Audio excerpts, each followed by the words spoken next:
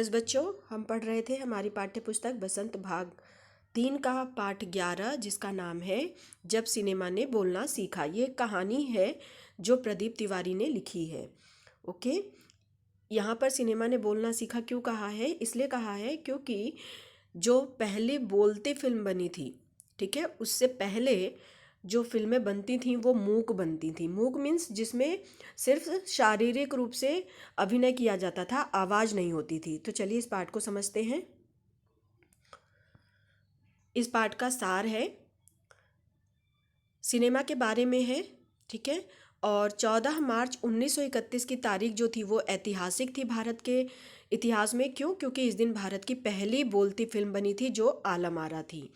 अब यहाँ आपको ये तो पता चल गया होगा कि पहली बोलती फिल्म यानी जिसमें आवाज़ भी आती थी वो कौन सी फिल्म थी? आलम आरा। आइए अब देखते हैं कि इस फिल्म को बनाया किसने था और किससे प्रेरित होकर बनाया था।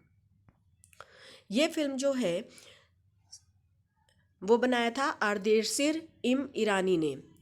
और किससे प्रेरित होकर? 1929 में हॉलीवुड की एक बोलती फिल्म उन्होंने देखी थी जिसका नाम था शो बोट। उसी फिल्म को देखकर वो प्रेरित हुए और तब उन्होंने बोलती फिल्म बनाने का विचार बना लिया और ऐसे विचार उनके मन में आई। इससे पहले जो आलम आरा फिल्म थी, इससे पहले मूक फिल्में बनती थीं।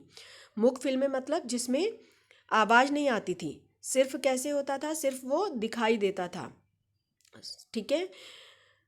जैसे जो गूंगे लोग होते हैं तो कैसे अपनी बातों को शारीरिक रूप से हाथों का प्रयोग करके इशारों में बताते हैं, वैसी पहले मूक फिल्में होती थी, ठीक है।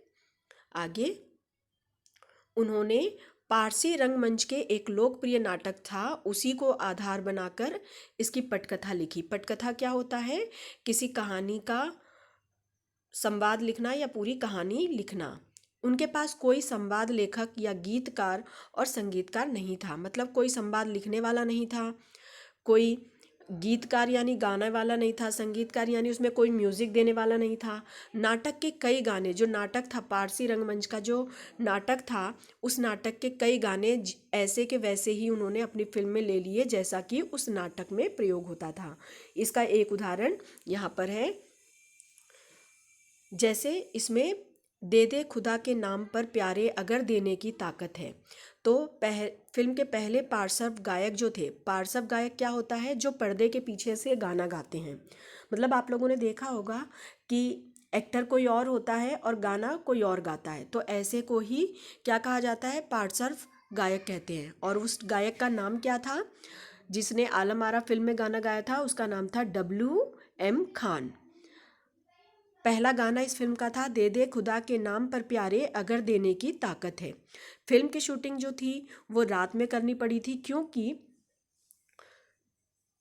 कई समस्याएं उत्पन्न हो रही थी। इसके लिए कृत्रिम प्रकाश का मतलब होता है आर्टिफिशियल लाइट, इसकी व्यवस्था करनी पड़ी। आर्देशी की कंपनी ने भारतीय सिनेमा के लिए 150 मूक और लगभग 100 फिल्में बोलती हुई बनाई, ठीक है। किसने? आर्देशी ने, जिन्होंने पहली बोलती फिल्म आलम आरा बनाई थी। आगे क्या होता है? आलम आरा फिल्म जो थी वो अरेबियन नाइट्स जैसी फैंटेसी थी। इसमें गीतकार, संगीत और नृत्य के अनोखे संयोजन थे। फिल्म की उस समय नायिका जो थी वो जुबैदा थी और नायक जो थे वो विट्ठल थे। वे उस दौर के सर्वाधिक पारिश्रमिक पाने वाले स्टार थे। अब पारिश्रमिक क्या होता है? जो सबसे ज़्यादा पैसा लेकर के हीरो या हीरोइन का काम करने वाले होते हैं। जैसे आज के दौर में आपने देखा होगा अमिताभ बच्चन इतना एज हो जाने के बाद भी काफ़ी अच्छे पैसे ले करके जो है एक्टिंग करने के लिए तैयार होते हैं किसी फिल्म में, ठीक है। तो पारिश्रमिक समझ में आ गया, मतलब जो काम के बदले में पैसा मिलता है वो।